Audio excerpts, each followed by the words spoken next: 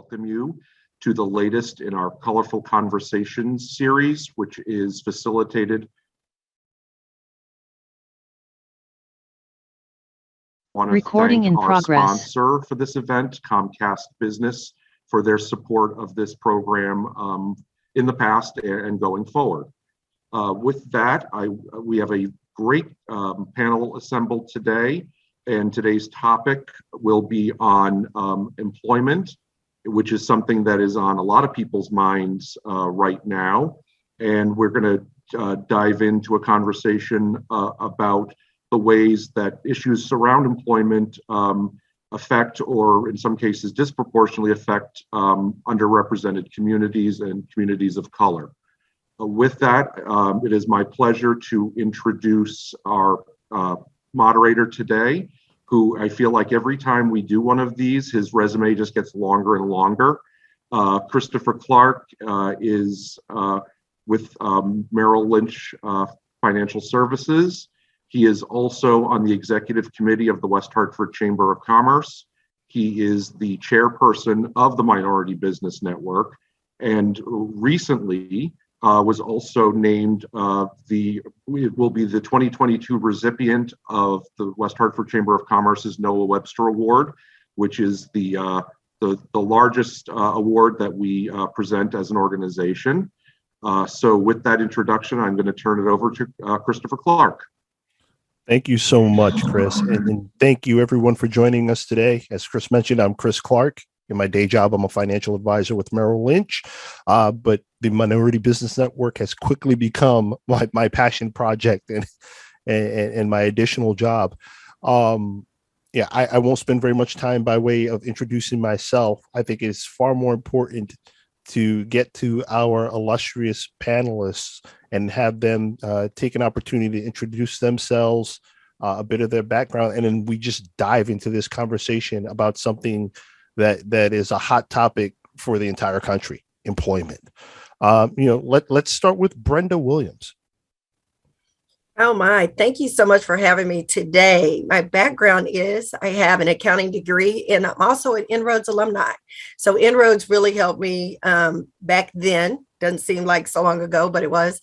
That I got my internship prior to getting to college, and I had an internship every summer while I was there. So going to work was always part of the plan. Going into corporate America was a goal.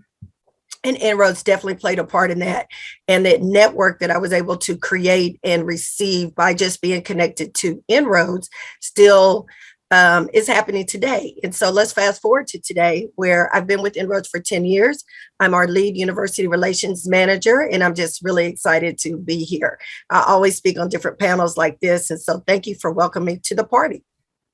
Thank you for joining us, and we'll absolutely circle back about En-ROADS and kind of the work that you're doing to help the community. Absolutely. Yvonne, let's have you dive in as well. All right. Good afternoon, everyone. I'm Yvonne Alston. I am the Chief Culture Architect, CEO, and founder of Indelible Impressions Consulting. We are a diversity, equity, inclusion, and belonging firm based here in Connecticut. By way of background, I spent 22 years in corporate America, understanding some of the ins and outs and certainly the challenges and barriers that exist for underrepresented individuals, minorities, particular focus of people of color, and what needs to change. And that's a big part of my why for Indelible Impressions Consulting, as well as teaming up with folks like Minority Business Network to help elevate conversations and dismantle some of the barriers that exist for our communities. Right. Thank you, Yvonne. Mohammed. Thank you, Chris. Thank you, Chris Conway, also for organizing this along with the team, Kate, and everyone else. Mohammed Chowki, Business Engagement Lead, Capital Workforce Partners. We are one of 5 workforce investment boards serving Connecticut. Capital Workforce Partners is the designated workforce board to support the Hartford region, meaning Hartford and the 36 towns around Hartford. I've been in this industry 16 years total. I always joke, nobody plans to be in workforce development. Back then there was no college major for it. But I went to school for international business, but here I am doing this 16 years later. But it's a fabulous field, and it's especially more important in the time we are in today. Hence the meeting today and the conversation we're having. But this is exciting. We oversee 7 American job centers in our region alone. That sees a foot traffic of about, in a good year prior to COVID, about 23,000 people, job seekers, folks that are looking for training a year. And we have moved our centers to co-locate with the community colleges. So we have a presence there, and we also have the American Job Centers for the folks that remember they used to be called CT Works way back until they moved them to a national brand. So there's American Job Centers across the country, and we oversee 7 of them in our region. So thank you for this opportunity. I'll leave it at that. Thank you for joining us, Mohammed. And last but by no means least, ladies and gentlemen, the Emperor Stephen King. Hey, what's going on, everybody? Stephen King Jr. here, man of, I guess, a couple of different opportunities. I am the deputy mayor of South Windsor, Connecticut, the first duly elected man of color, Black man of color for South Windsor. I was also the first duly elected town councilor, Black town councilor of South Windsor. In my professional life, however, after I graduated from Penn State University, I'm originally from Philadelphia, Pennsylvania. After I graduated from Penn State, I was a merchandise manager with J.C. Penney Company, then a manager with Enterprise Rent-A-Car. And probably more specific to this conversation, I was an executive recruiter for a firm out of Chester, Connecticut by the name of Hobson Associates. I was in the technology sector. I actually created and ran the legal technology practice, finding jobs for those who sold technology to law firms and corporate legal entities. I was the first member to secure a $300,000 retainer from a company in Hobson Associates history, the largest still to date. I currently am the director of operations for Philly's Taste of Philadelphia, which is a restaurant that specializes in cheesesteaks and more. Our flagship is out of New Haven, Connecticut, and we have restaurants in Norwich. We have a food truck. We're about to open one in Bennington, Vermont, and we're looking to operate also in West Hartford and a couple other places. So I'm excited to be here and offer whatever insight that I can along with our illustrious panel. So happy to be here. And congrats again, Chris and Yvonne, on both of your awards. Well, absolutely. Congrats to Yvonne. And Steve forgot to mention that he was also a founding member and one of the brains responsible for the creation of the Minority Business Network. Something that I don't think he gets enough credit for in his day-to-day. So with those introductions, I think we should start with the major question, right? We've seen a lot of changes in employment, people's approaches and attitudes towards employment in the past couple of years, particularly in what's being called the Great Resignation. People walking away from employment. So I think that's a great place to start. What do you think were some of the things that have led to people saying, I'm done?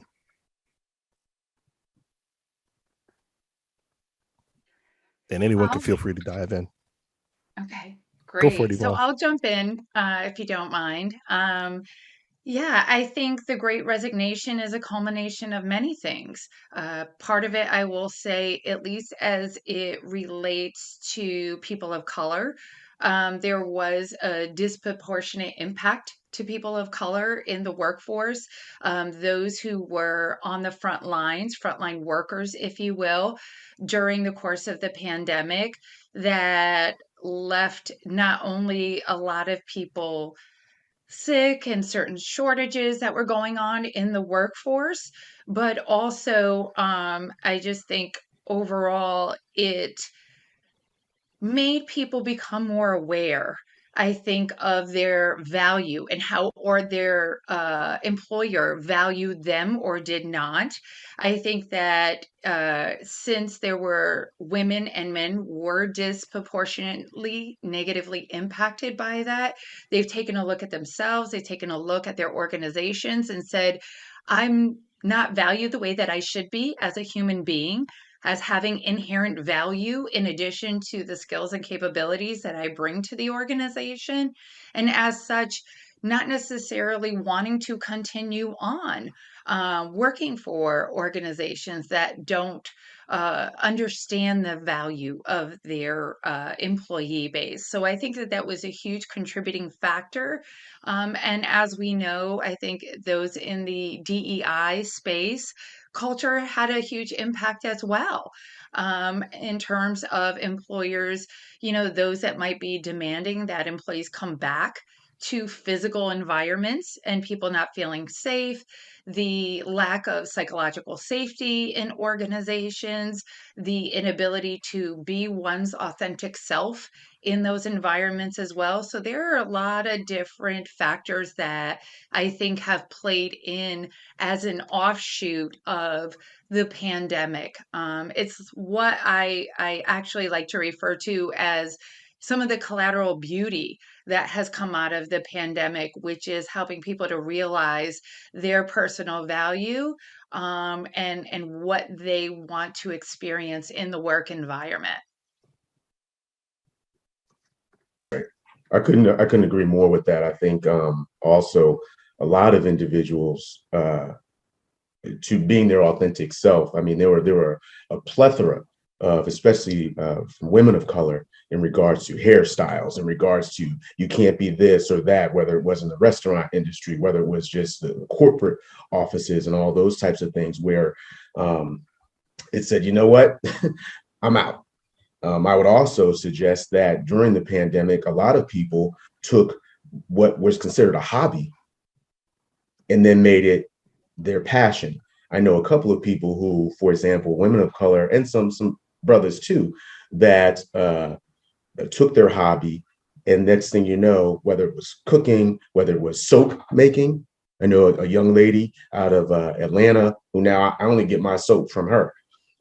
She went from just making it as a hobby to next thing going to shows, and now that's all she does. And she would never have thought to have done it before outside the pandemic. And then, yes, for a lot of people, it was getting the unemployment and all that type of stuff. But, it just became a passion and saying, wait a minute, I can be my own boss and dictate to myself, and I could stay home or whatever else, especially if you had young kids. I think that was also a huge factor where you had a lot of parents, especially, again, this is what we're focused on, right? Parents of color who had young children who weren't in school, and what am I going to do? And then you had a boss that said, well, you still got to be here 24/7 or on a Zoom or whatever. And it was just like, you know what? My family comes first. Let me figure out something else. And we as a people, as a culture, we're always going to find another side hustle. And what eventually happened is that side hustle became the main hustle, which is now the reality. And a lot of those bosses and employers who are predominantly white are like, oof, maybe we should have rethought that. Because now, as most employers know, and anybody that's been in any industry knows, it costs more money to make a hire and retrain than it is to give that person who already knows the job a raise. So I think all of those things kind of also, especially making your side hustle a main hustle, came out of the pandemic as well. And I think Inroads benefited from the companies who this was a wake-up call, the wake-up call from the Great Resignation. And, our pipeline may be deficient in representing all ethnicities, genders across the board. And what do we do internally to keep them engaged? And once we spend all this time and money getting them here, what do we do to keep them engaged and belonging and included in what's going on in the workplace? Inroads benefited from companies who got that wake-up call and like, you know what, we need to make a change. So they came to Inroads to help fulfill the pipeline portion. and engage in inroads in different ways, because we do across the spectrum, not just college, but high school, college, and even on the professional side. So we do touch a person in each phase of where they are in their career, from school into the professional world. And so it just what Stephen said, that side hustle became the real deal. People were, to Yvonne's point, of people going, I don't have to stand for that. I can advocate for myself. And I think the fallout even appeared in higher education, where we lost quite a few of our contacts on college campuses due to people deciding they wanted to do something different or took another opportunity. And so for us on that side, starting from scratch, finding new contacts on campus so we can keep the students engaged, to have a pipeline into corporate America to fill these jobs. But I see everyone's viewpoint on that, and kind of we touch on all of that. And I've heard a lot about that, but some of it was, to Yvonne's thing, the beautiful collateral was inroads benefited from additional opportunities. But it's also kind of a wash when you're replacing students who decided corporate America may not be what's for me. I want to do something different. And there's nothing wrong with the trade and be a citizen who's able to offer something and make money from that. College isn't the answer. And before, college was always the answer. That was how we've been kind of colonized, is the word I use, to say, go to college, get a job. My parents were traditionalists, and they were 40 years older than me. And so back then that was kind of unheard of, having a 40-year difference between the parent and the child. But my dad was ex-military, so that brings a different game, but go to school, get a job, and stay there for 30 years. And we know now that 30-year thing is not a thing. There's very few industries where 20 and 30 years is what's going on in that particular industry. But students are getting advised to get different experiences, try something out, which turns into, I may stay at a job a year or two, and then I'm going to go try something else. And then I'm going to go try something else. And then I'm going to go try something else. And they really gravitate on the gig economy. They want to work for themselves, and they consult themselves out. So I met a young gentleman at 26 that he said him and his friends get together and they work at each other's places while they are working for corporate America. I was like, my gosh, we never thought about that was an opportunity. And so that gig economy is kind of one of the beautiful things that is really flourishing in this time frame. So there were the pros and the cons, but we have to kind of focus on the pros. Did kind of give us different avenues. To Stephen's point, people are doing different things, being entrepreneurs, but they're also entrepreneurs for themselves and giving that talent to corporate America. You know, it's tough to follow what Brenda said. It's so true. She hit the nail on the head. Her, Steve, and Yvonne. I think the COVID made many people revisit their priorities in life, and we see it firsthand with the employers. I mean, for 16 years, I always felt the pressure from the employers that we need the people, and I went back to my team and discussed, like, how can we find it? But now we have to be transparent with them. It is on them to solve this also. So this is why one of the efforts we created as Capital Workforce Partners, well, we've been doing that, but we kind of like boosted it these last few years, is to create a sector partnership where employers convene at CWP to address the challenges that they see in common. It's kind of like make peace with the job seekers in our region, you know? What we're noticing is that they are going on a bidding war on the hourly wages they pay the workforce, and I'm okay with that. You know, maybe it's time to make peace with the workforce and invite them and entice them. And it's okay that the job seeker has the upper hand once, especially now. So we do see also the ballooning of the number of people registering at the Department of State. For the number of LLCs is over 50% this year. That's alarming, and that's crazy. That's wonderful. I believe we are going back to the drawing board that this is what got America here over 200 years ago with one group. But this is a chance to open the door for everyone. And it is not a coincidence that we are making this even a programmatic approach at CWP, that the grants that we pursue for the businesses have that clause that you have to pay close attention that you are diversifying your pool of talent. You are training them. You are skilling them up, okay? And Brenda touched on this, that colleges, if I know what I know today, maybe I wouldn't have spent that money in college, honestly, okay? And I see people not in agreement with me, because maybe that's not what we should push our youth to do. Whatever happened to the middle skilled jobs? Whatever happened to the trades? You hire someone, if your central air breaks today, and you're going to see how much they charge you. So we have to push the trades. We have to push the middle skills job. That way people are not locked in a school for 5-6 years and then starting from scratch at a very basic salary. So we have to revisit. And I think it's a blessing that we are in the position we are in. That way we can do something with this opportunity. Wow. So thank you all for keeping the conversation going and jumping in so readily. I was here furiously taking notes on everything that everyone is saying. And that's usually the sign that a conversation is going to go very well. Yeah, I think the first thing that I would like to talk about, and Mohammed, you mentioned it, the challenges employers are facing. You mentioned, that you're having a bit of a come to Jesus conversation with these employers, as it were, and saying, like, look, you guys got to change what you're doing. What are some of the challenges that these employers are saying they're facing? Retention. They cannot keep them past a week sometimes. And this is a great opportunity. I think Yvonne and Brenda touched on it, is the culture piece. If you don't address culture, don't expect a miracle. So it is a set of priorities. So the employers are going at this outbidding war when it comes to the salaries, but the job seeker is aware of that, and they would jump ship. That's fine.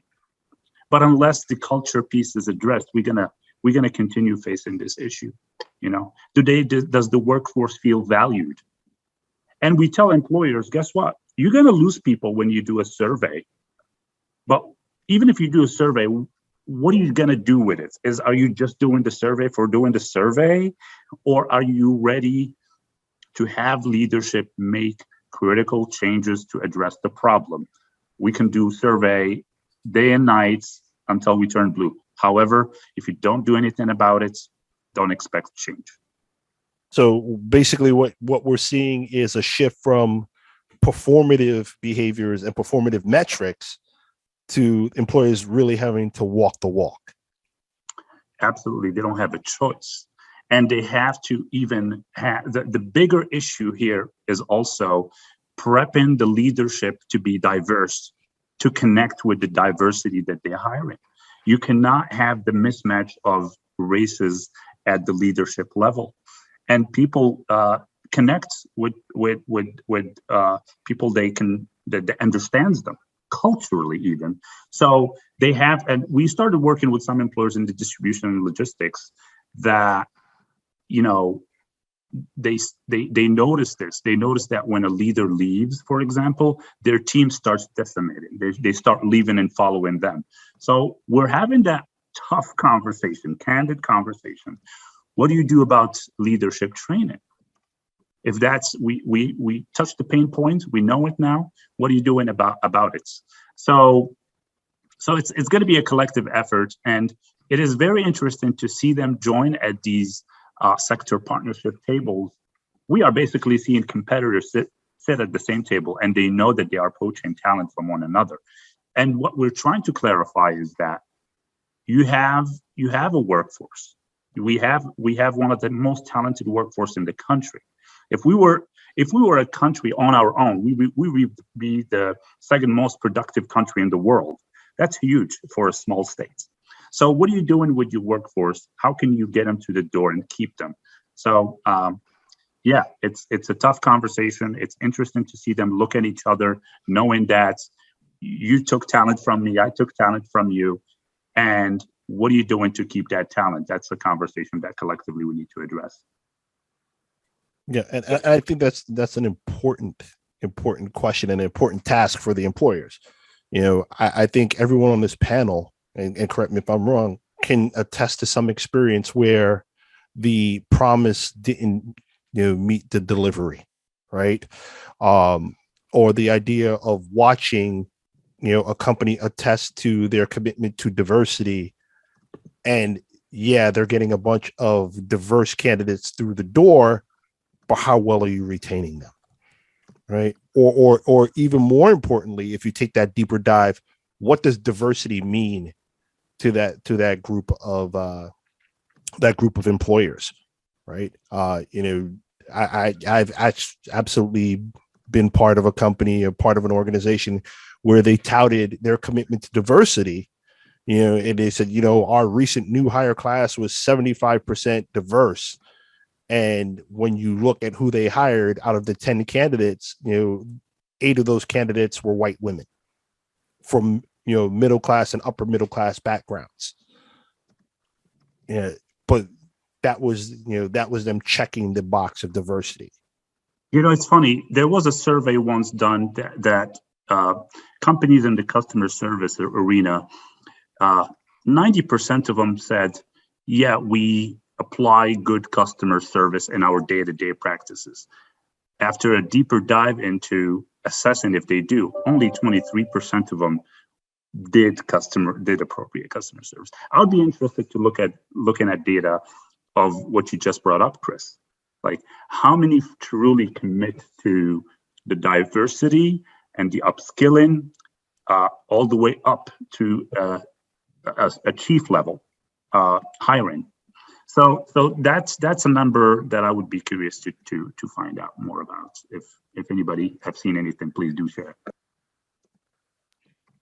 I'd just like to add to that, I think you hit on this, Chris, in terms of diversity. How does the organization itself define diversity? Is that about just a smatter of color at senior level? And to your point, Chris Clark, some women. So now we've achieved diversity, right? They're not thinking about all the dimensions of diversity, right? And talking about those with disabilities, whether those are visual, or meaning that you can see the disability, or invisible disabilities, right? The different learning styles, what we refer to in my industry as neurodiversity, and all the other socioeconomic, sexual orientation, all those things. So they need to be thinking about that, especially as it relates to the decision-making tables too. Majority of organizations create products and services for the mass, right? They're not usually pinpointing and saying, oh, well, we're only targeting this particular demographic of people. They want everybody using their services or products. So why doesn't your decision-making room look like and be representative of the varied swath of your customers, your target customers? You can't solution for different issues or problems on a product or service level unless you're contemplating the diverse perspectives of that target market. And you can't do that if you have homogeneity, meaning everybody around the decision-making table coming from the same schools, the same gender, the same ethnic or race, all of those things. You need to be contemplating all the different varied walks of life to actually inform those decisions, those products, those services. And so we need to be thinking much more broadly about what diversity in a given setting actually is, why it's important, and how do you employ it the right way.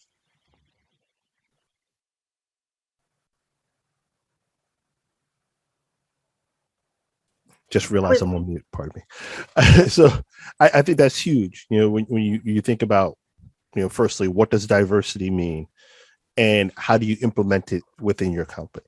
And even from the standpoint of product development, right? Because the way your product is perceived, valued, or utilized can vary from community to community, right? And what your brand may mean to a group of people who are sitting around the table who all think the same thing might be completely missed. There might be opportunities or even pitfalls that are completely missed because you don't have other voices and other sets of eyes around the table.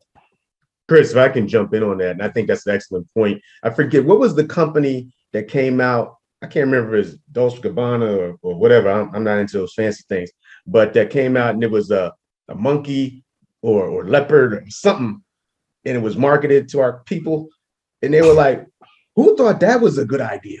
Oh, that we gonna have coolest I monkey in the jungle. Is that what you're? Yeah, something. It was something like a couple years back.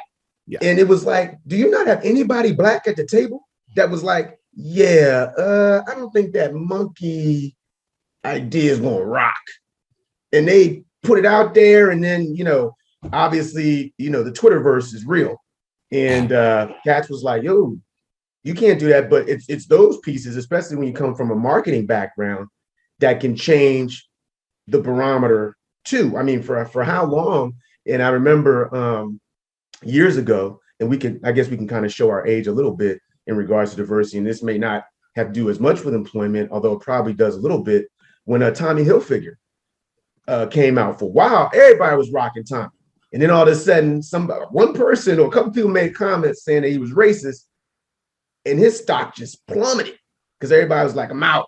That's when FUBU blew up.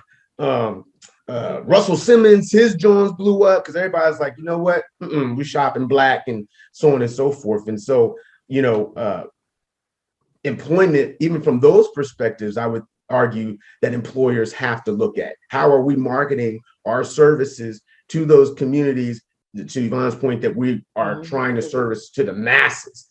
And if we miss that because we don't employ leaders that are, and this is probably another point that we'll jump into, that are able to express their point without worry of being fired.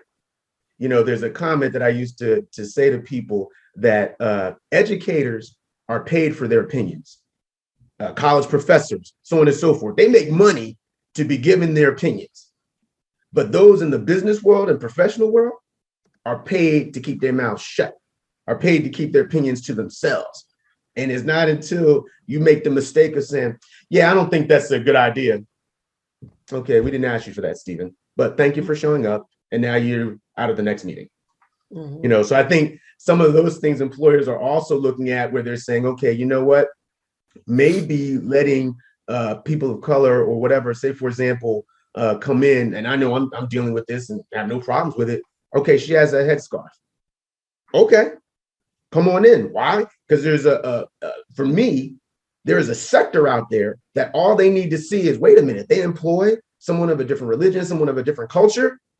That's the spot we're going. And I won't keep going on with this, but Yvonne mentioned disabilities that are unseen.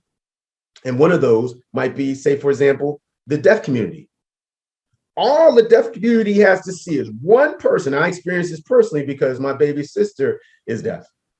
And all they need to see one time when I was working at KFC is that I knew the sign language for chicken, which is this. And man, let me tell you, that next Sunday, they thought that I was deaf. And I'm like, whoa, wait.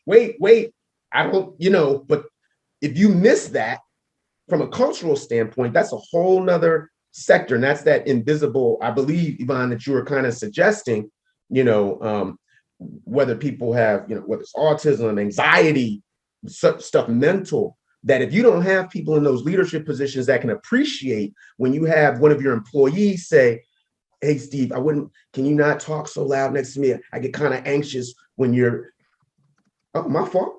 I didn't even realize that. As opposed to back in the day, well, if you can't handle that, then you shouldn't be in this job. Okay. Now you got people that say, I'm out. And that's something also that employers have to recognize and deal with, especially as people of color are finding their voice. And they're saying, you know what, I don't have to deal with this. I'm out.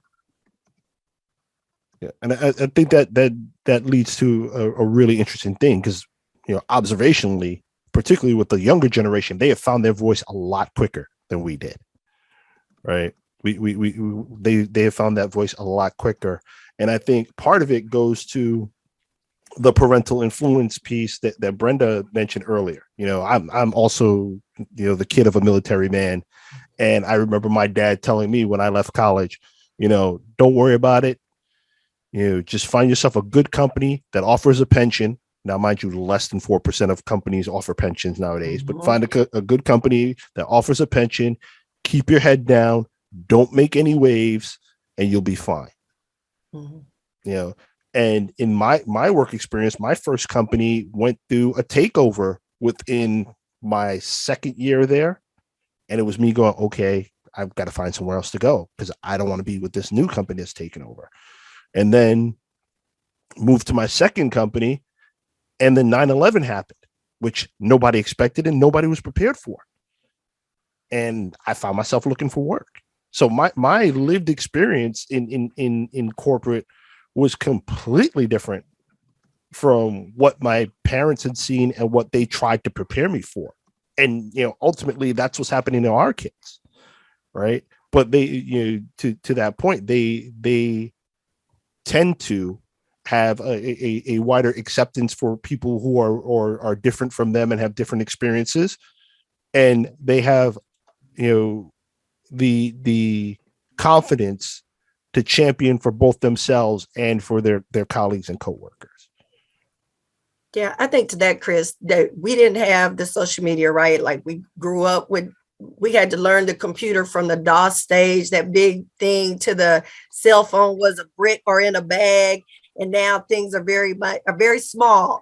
And so we didn't have the social media thing. We actually had to have real conversations with each other.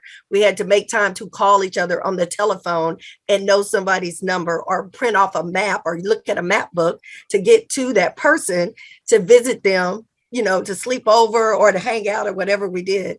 And so we've grown into that technical thing. And I think that's what helps the students today find their voice. The other thing is I also tell students now, because that's who I really talk to on a day-to-day basis, in this DE&I world that we are moving into, and that companies are on the wake-up call. There were very few who were in the game before. Now people are still now coming to the table. It's still fresh for them. But I actually tell them, if that's important to you, if you care about someone who's going to care about you and your growth and you as a person, not necessarily, and your skill set that you bring to the table, not what you look like, not if you're a woman or a male, none of that, but your skill set. This is, I send them to a resource. The resource is CEO in Action.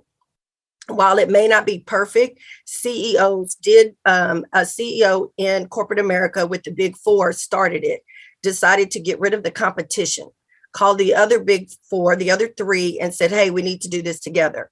They created this platform, CEO in Action, and created a pledge for CEOs to say, because we know change needs to start from the top down, that we need to all get in this together.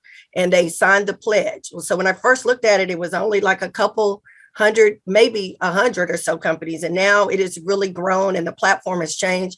Lots of resources for students. I actually engaged a student who wanted, a student organization decided to create a DE&I committee on their campus. So they called me and I said, okay, let's do a presentation together. And so we just kind of did it together. But here is, here is the resources to help your group grow. And so we just talked about unconscious bias a little bit and how does that play and other things that they can bring to the table. So a wealth of free resources for students, but also if they were really concerned about the company they're working for, check to see if they're on the list.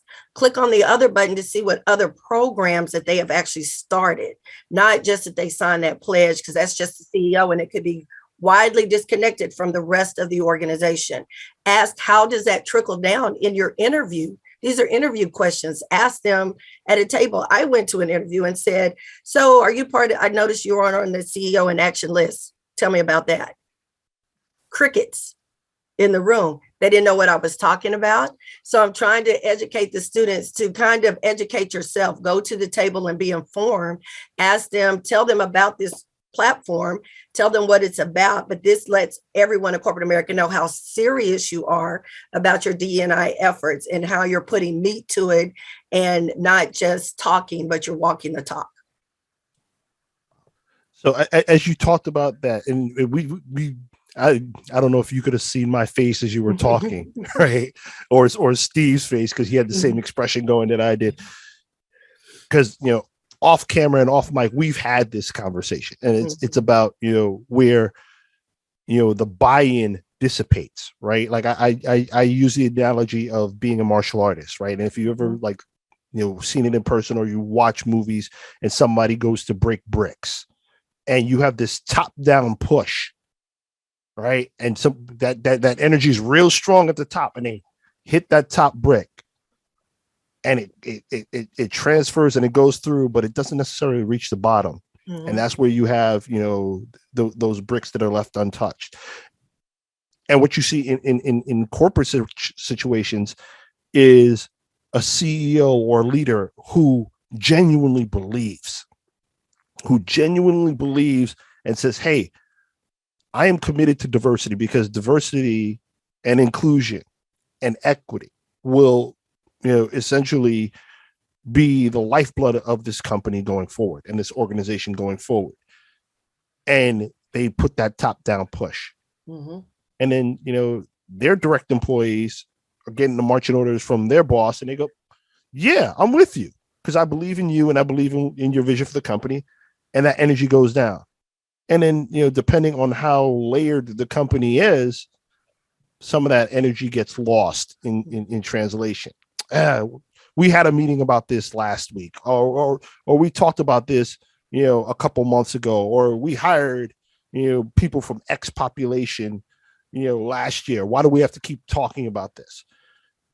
And they're not keeping the same energy the whole way through.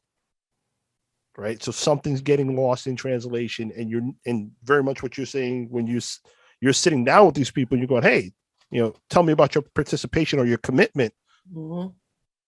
Crickets.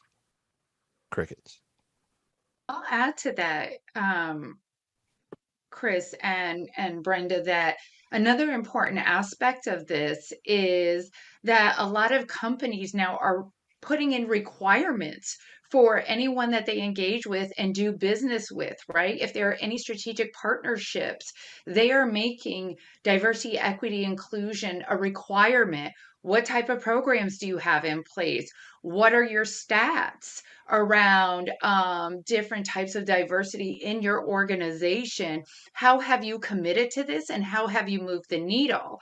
So for our firm, we're hearing it a lot, especially in particular industries like architecture, engineering, and construction, where they're going out to bid on contracts and jobs. And part of the RFP process, that is a requirement now. So understanding as I said in the chat, the human case for what we should be doing for the people, but also the impact from the business case side of it all. And I think that's something that today's leaders really need to understand, are the implications on both, and realize that this isn't going away. You can wane in your zeal for this over time. As I mentioned in the chat, you can move to DEI light if you want to, but that will have a negative impact on how your organization functions, whether or not you're able to have engaged and satisfied employees, and to be able to retain those folks over economic turbulence, different challenges that happen in the marketplace, but then also, potentially losing out on business opportunities because you have not made culture a priority. I couldn't agree more. I think especially, I always wondered, I said, Lord, why did you allow me to be elected the deputy mayor of South Windsor? Like, really? I was just trying to keep my town council seat. And next thing you know, the votes came in. And one of the reasons, I think, is because from a business perspective, Yvonne, we need to have individuals that from an RFP, from a goal setting standpoint, including, say, for example, our town manager, when we set his goals for his pay and increases and so on and so forth, that you need to have a person of color to say, yeah, we're going to need to put that in an ordinance. That way, if I'm dead and gone, this is still part of our charter. This is still part of our ordinance, that you need to have from an RFP standpoint, if we have any small businesses that want to come into South Windsor or any major corporations that want to build, you need to show me how many people of color do you have on your leadership team. I need to see them come to the table. For my town manager, I need to see when businesses come in. Yes, I appreciate the revenue that businesses have. I appreciate the taxes that can be lowered, so on and so forth. But for me and my children and the children of color in our community, I need to know how many of them are going to be able to get a job at this company. And then I can sit and be quiet because I have the gavel. And I think that for most of us, and this is a point earlier that Muhammad had made, and I said this to my daughter, 5.0 student, and she's AP classes, all that other type of stuff. I said, Sophia, let me just keep it real, because Brenda brought this up earlier. I don't have military parents, but my dad definitely said, I'm the oldest of 7. He said, graduate high school, go to college, get a job, get a house, maybe have a family, but you be in that job and so on and so forth. Like that was, and there wasn't nothing you knew but that. That's why so many of us are in debt, because we went that route.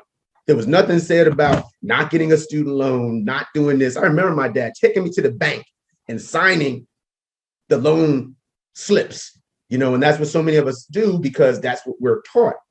But I said to Sophia, I said, yo, this pandemic brought out a lot of stuff. I said, Punk, if you don't want to go to college and you just want to get a trade, trust these HVAC people, these mechanics, these construction dudes, there's no bigger business than when people want to do home improvement stuff and they wanted to get a plumber. Man, those cats is making $30, $40, $50 an hour more, 75, some of them. And so when we need to train or teach our people, and I know even in inroads, that's one of those things where you're just like, you know what? It's okay. You can go to like how many of those different schools that we can put you in. You want to go into culinary? That's okay. You can do that. You don't need the Penn State degree, because if there's one thing that we also learn is everybody with these degrees and MBAs and 1, 2, 3s and everything else, we still broke as the next person. We was home too, getting unemployment checks. So, but the ones that had those trades, they just put a mask on and said, yep, I'll be right there to fix that plumbing. Pay me $125 an hour. And so we need to kind of switch up, but at the same time, kind of make sure that we have the appropriate people in leadership that are comfortable with making those decisions, i.e., hey, if you want to do business here, then this is what has to happen, again, to Yvonne's point.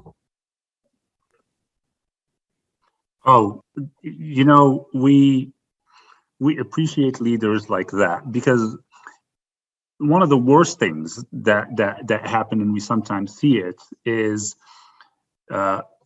phases that are just a reactionary phase when something wrong happens in the communities. And we often see this, not to change topic here, we often see this with gun control. When the Sandy Hook happens, we see the reactions of the people, the frustration.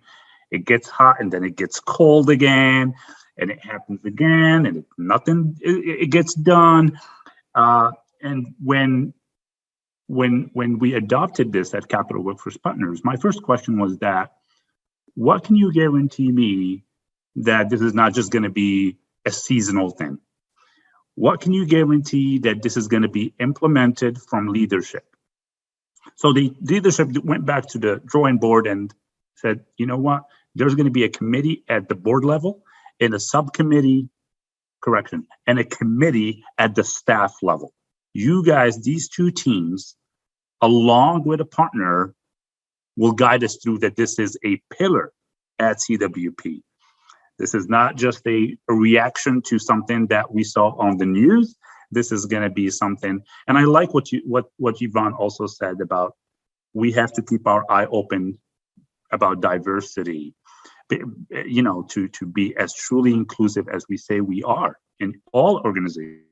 And I think sometimes the disability side gets really not the attention it deserves, also because of the perception, starting from the parking sign, that not every disabled person has that blue sign on a wheelchair, so we have to think of it larger, and also not just that it's the right thing to do, because some people think that we're going to do it because it's the right thing to do as a company. I'm like, no, you do it also because it's the smart thing to do. When little Johnny is making a product and he has autism, think about his community that will support your business because you employed Johnny in the first place. So it's that inclusivity piece that we have to be as inclusive as possible. I experienced this firsthand, being an immigrant, first of all, a Muslim American, that when there was a holiday celebration and my company, my employer, came to me and said, is there any holiday that you're currently celebrating that we should, and I was the only one practicing Muslim in my group, but I cannot tell you that gave me pleasure bigger than what any check would give dollar wise. I will never forget that. And that's probably, I still tell them that. I said, the reason I do this is because that inclusion piece, that even though we are a company, I'm the only one, I mattered, that to me spoke that they cared. And I have to give praise when praise are reflected, are there. So yeah, it's these are the things that we live with every day in our communities, and we have to be as inclusive as we can. The importance of being seen, Mohammed, right? And I think your comments and what you just shared about your personal experience kind of opens the door for two things. So firstly, that importance of being recognized, being seen, and being included in the decision-making process. I think back about my life as a sales trainer. And one of the things that I used to always preach to the individuals that were coming on board and learning about sales, I would always tell them, people do business with people they like and people who make it easy for them to do business. One of those other things is people tend to like people who remind them of themselves in some way, right? And from a corporate standpoint, you are missing out on so much business by not recognizing and including people. Because I could think about times where I've been sitting in an office in a public space, and people walk in and they'll walk past all the other desks that are there, and they go, well, he's brown. He's not my shade of brown, but he's brown, and maybe like he'll understand what I'm going through. And then we sit down and we have a conversation, and we find a commonality. We find a point of connection, right? And the inverse happens, right? Like, you have somebody who is part of the broader and more widely represented population, and they are going to gravitate towards people who remind them of them. So they're going to mentor people who look like them. They're going to send referrals to people who look like them. They're going to hire people who look like them, or went to the same high school, or practice the same religion, or or equally abled, or in that way. And it's not necessarily malicious, but it's just the human drive and in the way that we see things. But if we open our eyes and broaden our perspective, number one, we learn a lot more, we make some great friends, and we grasp a lot of opportunities that we would have stepped over. So I think that's the first and major part. The other thing that you shared about being an immigrant kid, something that I'm also. But I think why that tidbit is important is about information. The difference in information that you, and kind of going back to the parental thing, right? The difference in information that you are taught about being in the workforce, coming from a community of color, versus what our white peers may receive in terms of helping them to navigate the workforce. And one of the things that I really wanted to touch on was the idea of the meritocracy, that keeping your head down, not making waves, being the smartest person in the room, being the hardest working person in the room, or being the most creative person in the room, you will be recognized, and that will lead to opportunities. So I'd love to hear your perspective on, how the meritocracy is played out. As a matter of fact, how the meritocracy is played out for you as individuals, and then also what you've seen in terms of, the people that you're helping along the employment road. And Mohammed, I'm going to pick on you because you're smirking, like you're chomping at the bit. I can see it. It's funny. If you can indulge me for a moment, I'll share a brief story that happened actually to my sister who wears the scarf for the hijab, and she was at an outdoor market one time, and I think Yvonne, you and her reminded me of this story to share that these kind of things happen day to day, and it's just, I don't know whether to laugh or cry about it. It's so odd. So she was walking in the supermarket, and someone who was behind a table selling his goods, and he bowed and he says, "Welcome to America." And she looked at him and she bowed back and she said, "You too." So I was like, wow, I wish I had that quick of a response sometimes, because sometimes I don't, but it was fitting. And that's how I would like my daughter and my son to grow up in,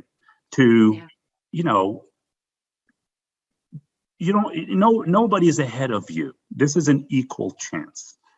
Own who you are, own your culture. That's the beauty of this country.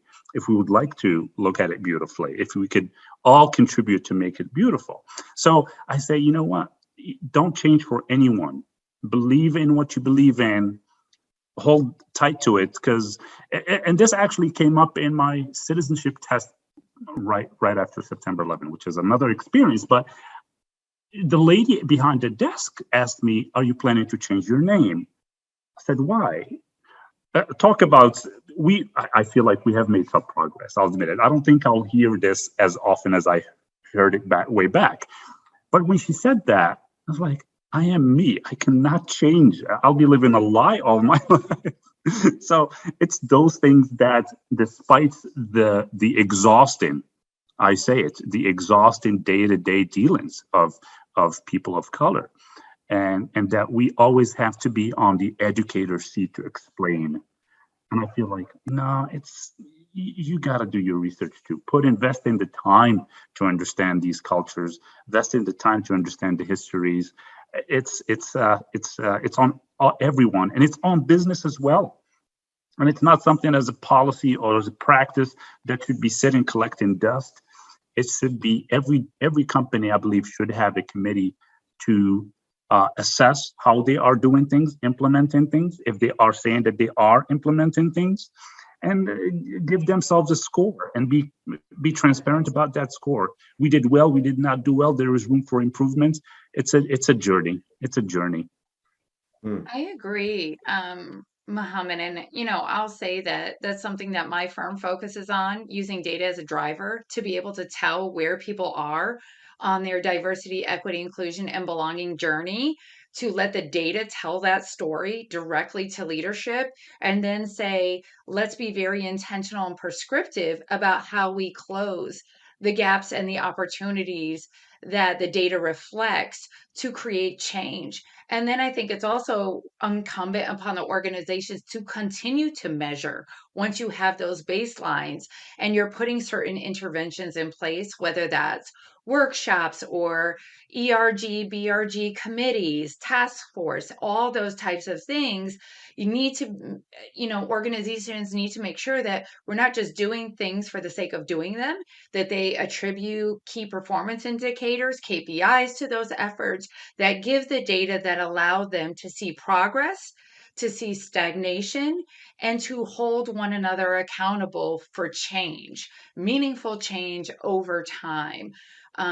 So I just wanted to support you in that. And then I did want to pivot back to something that Chris was talking about, right?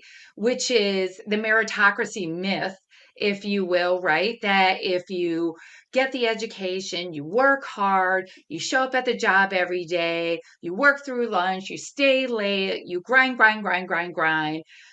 you forsake family and friends and anything else that's meaningful to you, you will rise to the top. You will be put in the pipeline for greater opportunities, leadership, etc.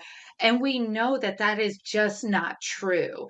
And I will say, I can speak from my own lived experience being a woman of color, having gotten the degrees from Quinnipiac University, having upteen years in corporate America working for leading organizations and seeing different ways, different organizations, different industries, but the Kool-Aid was the same in that it whenever it came time to go to that next level, to be primed for the next level role in leadership, it was always some tap dance that occurred in which either someone that, Chris, as you and I talked about the other day, somebody I had trained all of a sudden gets the slot above me, or people who didn't have as much experience or skill set are being elevated when clearly not ready. And that people of color or those who have been historically marginalized are left to the side. It's unfortunate, but I think it is a reality that organizations have to be really honest with themselves about, that it's really not about who is the most qualified, who have put in the hard work and has revealed themselves as a leading candidate for a particular role, that it's based on a good old, sometimes I don't want to say boys club, but whatever the club is, that, oftentimes people of color and those historically marginalized are not a part of, that the roles go to those individuals, or that organizations see the value and see the individuals that exist within their org that are clearly available in the pipeline, but are ignored, and the organization goes outside to actually get talent to fulfill the role. So there is more that's working against us as a systemic structure within these organizations than most leaders are willing to identify and call a thing that work against us. Chris, we talked briefly and very candidly yesterday about that, where I was in a position and it was clear that I had what it took to go to the next level, and I was having opportunities to get in front of senior leadership on the regular, being invited to those meetings and those spaces. And basically, my former leadership let me know, in no uncertain terms, that we'll open the doors we want you to walk through. But meanwhile, like, we don't want you opening your own doors. We'll let you know when we open those doors for you. And was thinking, like, first of all, I didn't even ask. I didn't knock at the door. Let's be clear. The doors were open to me because others saw that I was capable. Others saw that I had the skills and the education to hold the conversations, to be a subject matter expert, on and on and on. I didn't have to knock. But it was that mentality of, we are the gatekeepers to your level of success, to your level of opportunity. You play the game how we want you to play the game. And we decide when you go to that next level. And I will tell you that after years and years of having that experience as a well-educated woman of color, that, I decided, for that reason and many others, that, hey, listen, guess what? I'm going to take all my intelligence, I'm going to take all my skills, I'm going to take all that, and I'm going to go out, I'm going to start my own organization, and I'm going to make culture better for those who are in it right now and for those who come behind those folks, because this is how it has to stop. So, the meritocracy fallacy, meritocracy myth, all of that, we need to call a thing a thing. Absolutely. You know, you run into these situations where it's very mean girls. Wednesdays we wear pink and you can't sit with us, right? You know, you follow our prescribed method, and if you don't, you're a flight risk. I think Steve said it earlier. You know, you're hired to keep your mouth shut. You're hired to keep your mouth shut, and if you go against the grain or that established culture, whether that culture is toxic or not, you're an outsider, you know, or by nature, your culture is different. And it's very important to find a place where you can be your authentic self, right? Like, you know, I've shared the story with you, Yvonne, and I'm sure some of our listeners have heard it if they've heard me talk about being walked into a major corporation, I won't name, and in their atrium, they had the pictures of the presidents of this almost 200-year-old company, all old white men. And then, you know, the HR person leads me to their wall of fame and their wall of success. And she goes, "What do you notice about this wall?" And I looked, right, because there was another wall of, you know, successful contributors outside of the CEOs and leadership. And I know what I noticed, but I wasn't going to say it. And she goes, we have this wall and it's very homogenous. I'm saying more politely what she said, but she's, you know, it's very homogenous and we need change. And, you know, not just on the surface, we need new ideas, we need new thoughts, we need new perspective, and we think you can bring that to the table for us. And I took the job.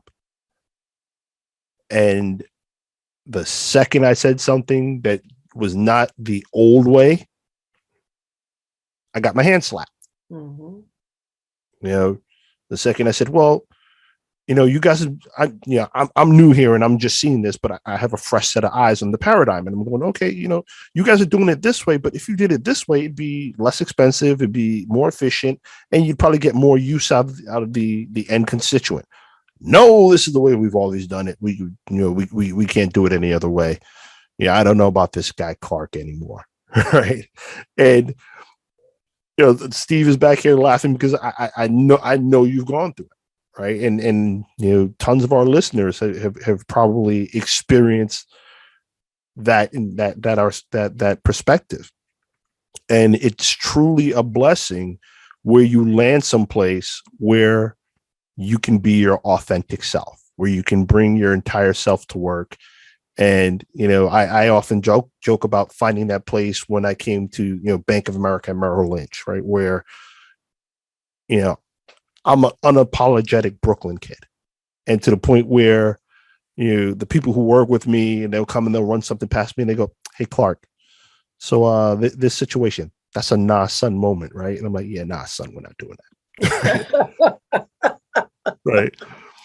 And it's to the point where people are using my colloquialisms and you know, appreciate my energy. And I think the inverse, you know, kind of going to, you know, what we talked about in the beginning of the conversation, you know, that transformation of a side hustle becoming your main hustle, right? Translating our hobbies into our businesses, and the reasoning that we see that. And correct me if I'm wrong, because you guys are the experts. At least in my lens, what I see very often is when people leave. You know, I think it was Chris Conway who put it in the chat. People don't leave jobs; they leave bosses, right? Firstly, and I think, you know, one of the major reasons people quit their bosses is that frustration with the meritocracy. The fact that, like, oh, I'm doing all this work, I'm putting in all this effort, and I have to leave part of myself at the door when I walk into this place, and I'm not being recognized for the efforts that I'm putting in. So I would love to hear you guys' perspective on that transition out of corporate into being an entrepreneur or you know, a hired gun, as it were. I want to go back to the previous question, and I'll get to the question you just asked. But when you talk about being your authentic self at work and where the part that Inroads plays, like we see that I've had the same experience you've had, Chris, where people are like, oh my gosh, we need the new ideas. We think you're the person. And as soon as you bring that, they're like, yeah, not so much. We really wanted you to do it in this little framework, in this little box. I was like, oh, I didn't see puppet on the job description. I missed that whole part. And it really took me for a spin. I think I went through the, what's the phrase out there now where imposter syndrome. I really lost who I was in a month time frame. And it took me a month to get myself back. Like you really made me believe I didn't know what I was doing. And now I was like, no, I do know what I was doing. That's what you hired me for. That's what the conversation was before you decided you wanted a puppet.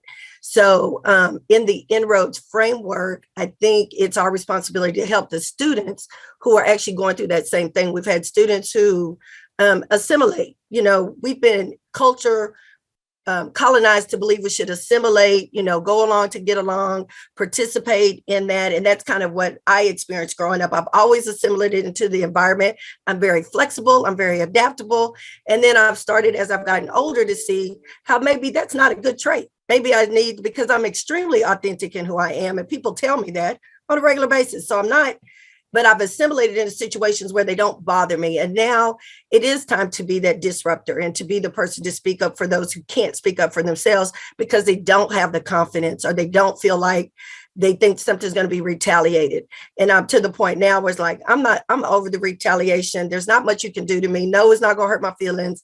This is what the real deal is. And this is what we're going to do. And if you're not going to do it, let's go. I'm going to go somewhere else where they're going to be willing to do that. So I'm able to move around in my spaces where that, and even on my entrepreneurial spirit, I'm a realtor. And so I have to be able to be flexible and be adaptable. And DE&I is extremely important in what I do to treat everybody fairly, to maintain the business that I want to maintain. But on the Inroads perspective, what I wanted to do with the students is create a place for them to be authentic. We were losing students in corporate America that they did the internship. They were great, got the full-time job offer, and 6 weeks in, walked away because it was not what they thought it was going to be. It wasn't what the internship was. Real life just didn't present itself. So they were walking away from these jobs that we thought was what they should be, right? They did the right things. They brought all the education. They got the experience. And then when they got there, it was like, I'm not who I need. I'm not who I am. I'm not authentic. So we started doing little classes in the summertime called our Student Success Series so they could talk about those things. Let's talk about being authentic at work. What does that look like? How do you, if you're feeling uncomfortable, how do you address the people above you? How do you manage up? How do you get the help? How do you seek advocates for yourself, not just a mentor, but an advocate, someone who can talk about you when you're not in the room. So that door that Yvonne says that they were creating for you will open automatically and they can't deny you that access. And so it is our job to me in Inroads, and I'm trying to create that own culture in this organization to tell them we've got to be able to help the students be able to have that voice and create that atmosphere for themselves so they can be successful in whatever avenue they decide to be in. And so I think that goes back to that other question. And then the entrepreneurial spirit of people do get kind of sick and tired of being told what they can't do. Like we've been told that all our lives. So my entrepreneurial spirit, I didn't think it existed until somebody's like, hey, let's do real estate. I was like, why not? Not doing anything else. And so I could do that and help students. And then that spurred me into making a nonprofit with my brother that we do college tours because our foundation is education is important. So we want to create that atmosphere so you can see what college looks like. My brother happens to be a principal at a high school. And so we can bounce off each other because we're in the education space. So he's like, I can find the students. I said, well, I can find the money and I got the contacts for the schools. Let's go. And so that's what we do. And even in the pandemic, able to pivot and make it virtual and be able to have those conversations, invite the schools in to talk about what they offer, invite the parents and the students in to talk about that. But we added the topics. How do you find the money? How do you write your essays? How do you get scholarships? What do you do when you get to college? Oh my gosh. I'm here now. How do you get involved on campus? All of those different things. And then last year, the topics were, or earlier this year, we're in 2022. Time has escaped us all in the pandemic. I never know what day it is still. But in 2022, pivoted those topics to the conversations, kind of like what we're having today. I saw someone in the chat mention that they're not doing what they went to school for. I don't know anybody, very few people other than an attorney, maybe, that went to school and is still doing what you went to school for, what that piece of paper granted you to do. And so I wanted people to be able, different generations, talk about, I went to school for this, but this is what I did in the meantime. Who made that influence on me for college? How I pivoted and got back to my authentic self. And this is what I'm doing today as I'm still working towards my dream or I'm living my dream. So we just had 5 days of conversation, still invited the schools in to share, but really wanted to give that platform because I get asked those questions. I don't know what people think I actually do in Inroads, but even my friends who were interns with me call me and ask me these questions. I was like, you know what? I'm just going to be the resource. And I'm creating a platform so you can go somewhere and get that information. I don't mind you calling me, but I only have so many hours in the day. And it's just one of me. So trying to create all of that, but create what's going to be our living legacy for our family is this nonprofit, and to be able to be that resource to live and breathe the information. So we're not in the dark and we're not caught up in, I was colonized. I know I'm in corporate America. I don't know how my kids can go to school. I was like, you were an intern with me. What do you mean you don't know? I go through that whole spiel and then I give them the information. So I just wanted to make myself that resource for our family to be able to do that. And so quit sending people to other people. I can be the stop point. I can give you the information so you can be successful. And don't say you don't know, because a lot of people say, I don't know. I don't know what there's to do. I don't know where to go. Well, I know where you can go and I'm going to help you. And so that kind of answers all of that. So. Yeah. I couldn't agree more. And the thing that popped into my head was, and this is kind of that, one of the takeaways or what have you, is we can't just put it on employers. If you're looking for a job, if you want an opportunity, so on and so forth, you also have to do your own research. And you have to make the conscious decision of, as an employee, if you want to be an employee, if not an entrepreneur, what do I want to do and who do I need to talk to in order to be successful?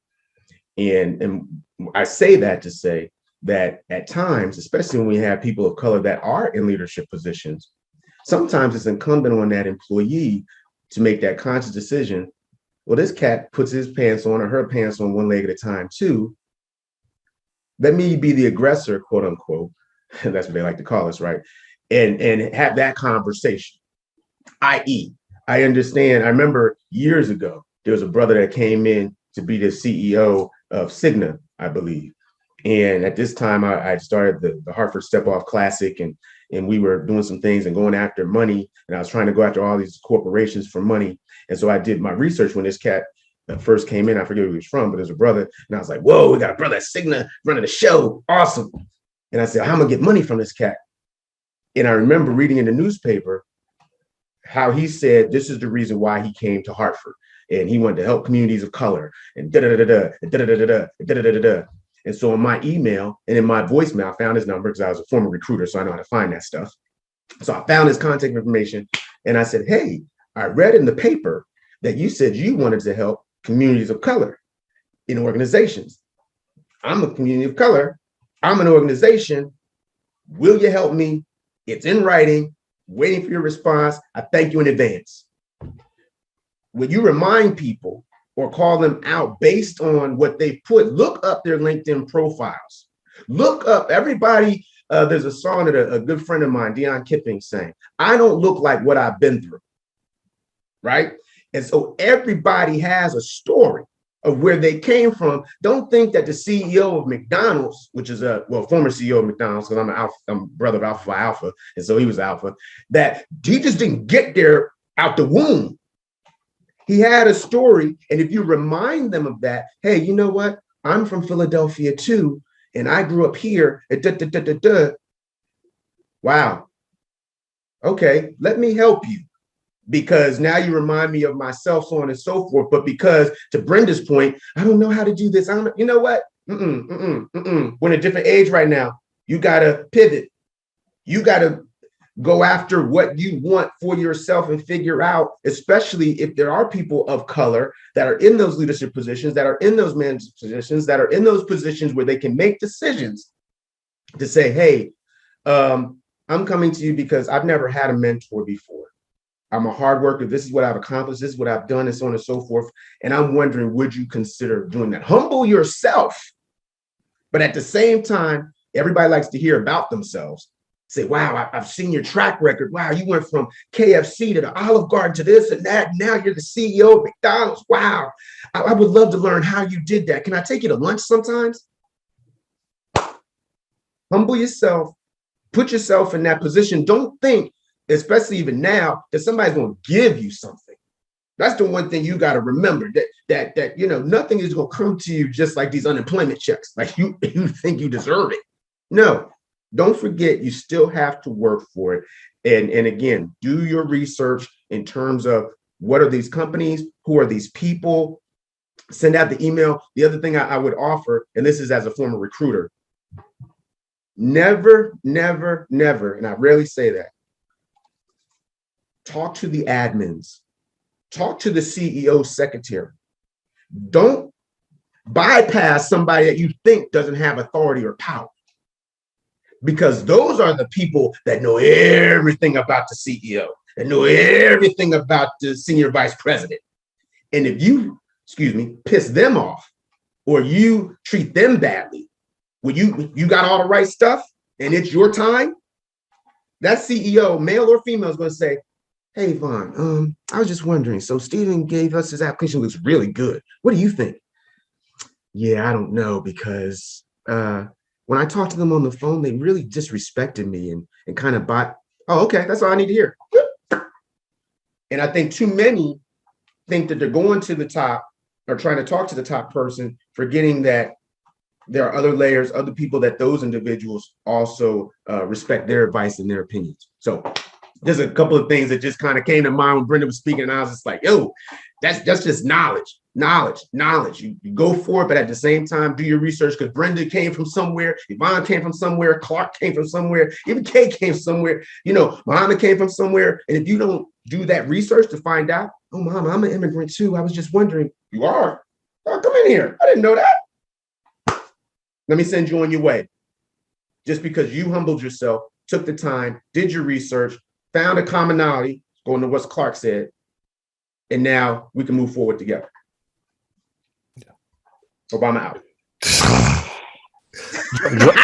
Dropping the jewels, the Emperor Stephen King. Now I just wanted to bring that just for the recording for later when we go back and see this. I'm so serious. Ladies and gentlemen, the Emperor Stephen King. And you dropped some jewels just now, Steve. Jewels. The importance of information, right? Like the information that we garner or have access to might be incredibly different than the information that our peers, naturally have access to. So humbling yourself and seeking that information is incredibly important. And if you're somebody on the other side of the table, I often say that in order to be a thing, you have to see a thing or conceive a thing, or you have to see it in practice and go, oh, yo, that's an opportunity that I can follow. Or you go, there's a hole here, and I think I might have the skill sets to fill it, right? So it's very important, at least from my perspective, that we put on panels like this and provide information, and we get out and we talk to the youth and provide opportunities. The chamber, it used to be our youth to business committee, but there's a commitment to trying to build those pipelines for kids coming from school into corporate America or into the trades, because that's there's a huge gap that exists there, especially for kids of color, knowing that, I don't have to go to college and I can make, $500,000 a year as an underwater welder. And there's opportunities out there because nobody's taking the jobs, and the guys who are doing the jobs are far too old to keep doing it. The gray tsunami is a real thing, hell, even in my industry, right? And finding those mentors, because a lot of these roles are mentor and apprenticeship roles. I want to address a question that came in from Facebook. And the question was, how can you convince your employer that they need to be intentional about improving their diversity and the importance of that? So I would love to hear you guys' perspective on that question.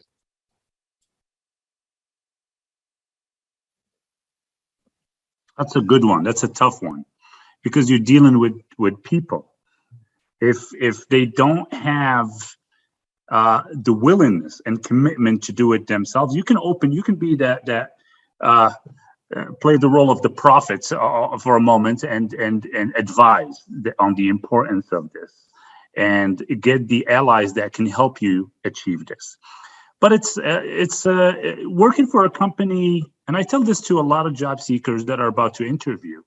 I say, remember, this is an interview for both, for you to see whether this is a good fit for you, and for them to see whether you could join their team. So it's don't feel like all the pressure of the world. Have your questions ready, make them as long as you want, to see whether this is a good fit for you.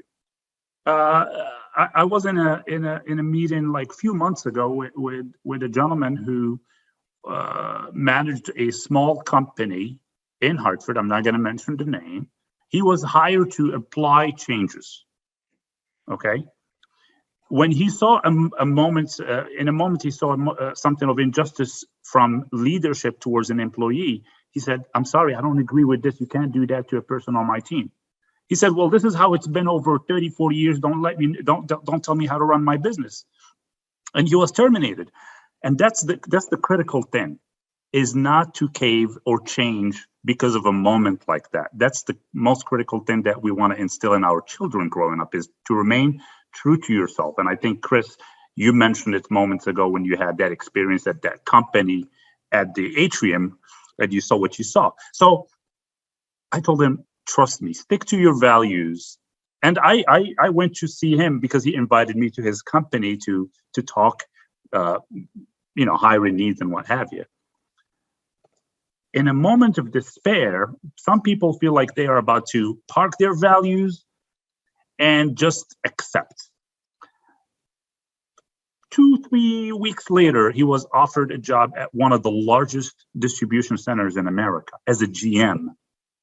And he was a person of color. And I said, you know what? You stick true. You believe in what you're doing, applying changes. Look where it got you.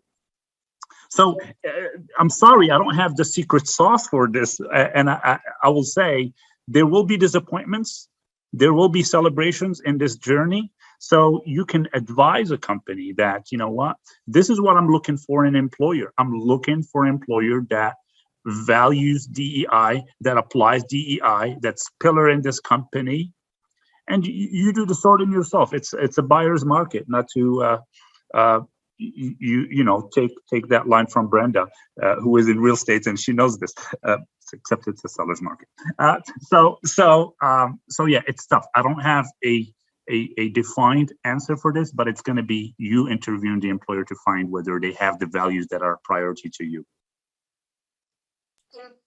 I think adding on to that, based on what the person from Facebook asked, Chris, I think for Indelible, the one thing we focus on the executive leadership level and senior leaders is their why, right? If the senior leaders or the executives, if you're looking for them to have intentionality and to make a wholehearted commitment, they have to have their own personal why for why diversity, equity, inclusion, and belonging are important to them on a personal level before they can champion it within an organization in an authentic, committed way.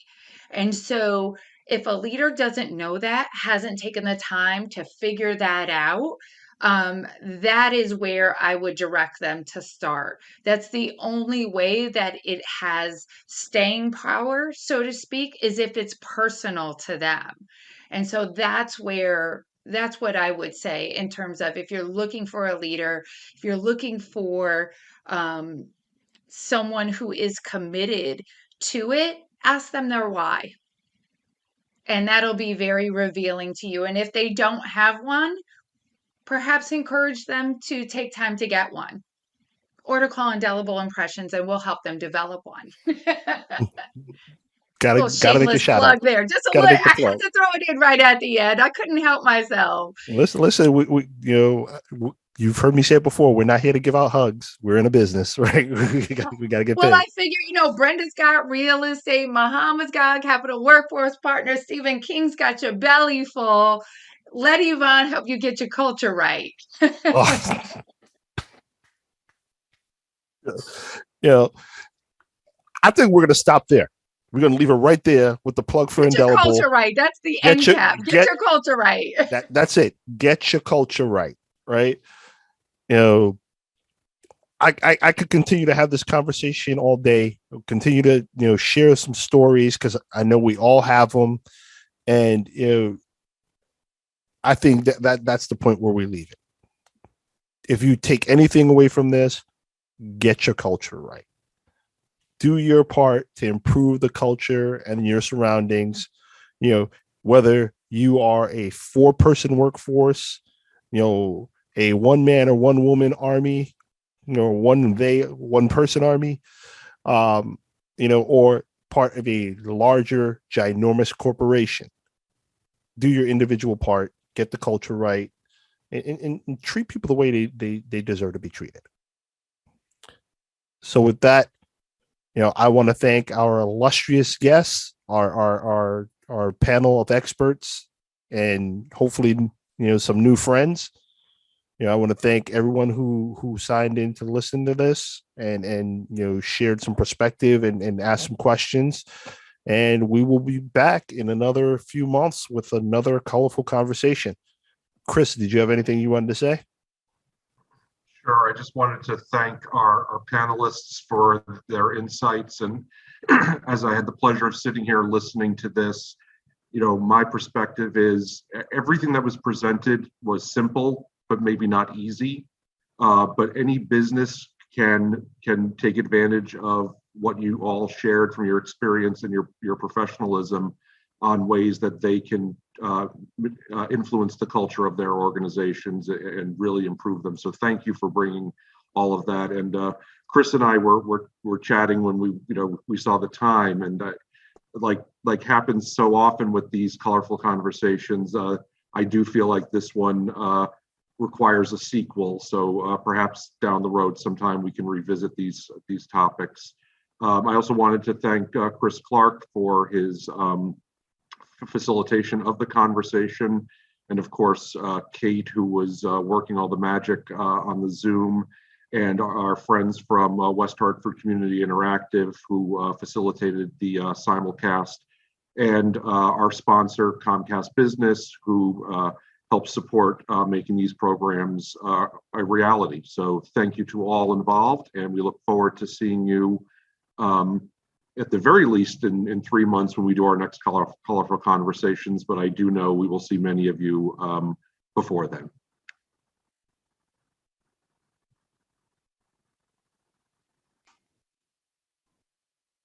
Be safe.